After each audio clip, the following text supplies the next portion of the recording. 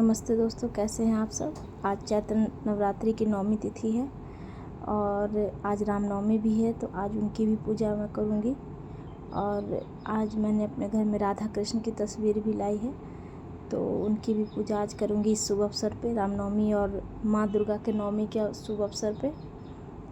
और आज सारा पूजा पाठ, चूँकि आज छुट्टी है तो मेरे दोनों बच्चे ही करेंगे और सब कुछ उनको मैं फिर हर छुट्टी में मैं उनको ये सिखाती हूँ कि हाँ, कैसे घर के सारे नियम हैं, कैसे पूजा पाठ के नियम हैं, क्या क्या हमारे त्यौहार हैं, पर्व हैं, सब मैं उन्हें बताती हूँ। तो अब मैं माँ सिद्धिदात्री की कथा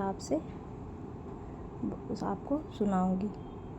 माँ दुर्गा जी की 9वीं शक्ति का नाम है सिद्धिदात्री। ये सभी प्रकार की सिद्धियों को देने वाली हैं। नवरात्रि पूजन के 9वें दिन इनकी उपासना की जाती है।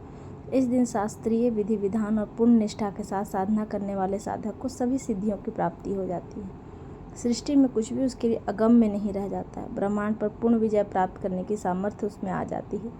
मार्कंडेय पुराण के अनुसार अणिमा, महिमा, गरिमा, लघिमा, प्राप्ति, प्राकाम्य, ईशित्व और वशित्व, ये 8 सिद्धियाँ होती हैं। ब्रह्मवैवर्त पुराण के श्री कृष्ण जन्मखंड में यह संख्या 18 बताई गई है। इनके नाम इस प्रकार हैं: अणिमा, लघिमा, प्राप्ति, प्राकाम्य, महिमा, ईशित्व, वासित्व, सर्व काम वसायिता, सर्वज्ञत्व, दूरस्वरण, प्रकाय प्रवसन, वाक सिद्धि, कल्प वृक्षत्व, सृष्टि, संहार, कर्ण सामर्थ्य, अमरत्व, सर्वन्यायकत्व, भावना सिद्धि। माँ सिद्धिदात्री भक्तों और साधकों को ये सभी सिद्धियाँ प्रदान करने में समर्थ हैं। देवी पुराण के अनुसार भगवान शिव ने इनकी कृपा से इन सिद्धियों को प्राप्त किया था। इनकी अनुकंपा से ही भगवान शिव का आधा शरीर देवी का हुआ था। इसी कारण वे लोक में अर्धनारीश्वर नाम से प्रसिद्ध हुए।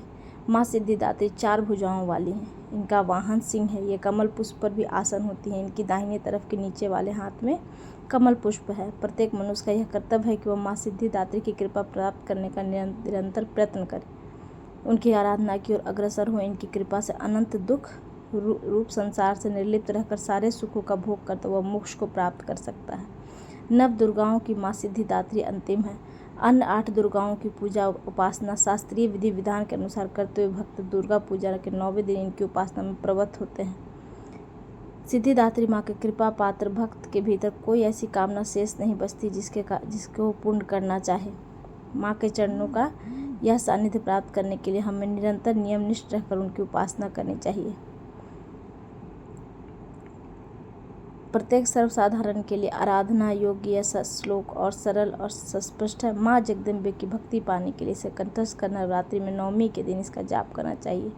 या देवी सर्वभूतेषु माँ सिद्धिदात्री रूपेण संस्थिता, नमस्तस्यै नमस्तस्यै नमस्तस्यै नमो नमः। मंत्र के जाप से माँ भगवती का परम सानिध्य ही उसका सर्वस्व हो जाता है। इस परम पद को पाने के बाद उसे अन्य किसी भी वस्तु की आवश्यकता नहीं रह जाती। तो भगवान से ही प्रार्थना है कि अगले साल भी या शारदीय नवरात्र में भी हम इसी तरह पूजा पाठ करें। माँ हम सब पर अपनी कृपा बनाए रखें और हमसे कोई भी अगर भूल चूक हुई हो तो उसे माफ़ करे पूजा के दौरान, या कोई भी हमसे जो गलती हुई उसे माफ़ करे। जय माता दी, जय माँ दुर्गा।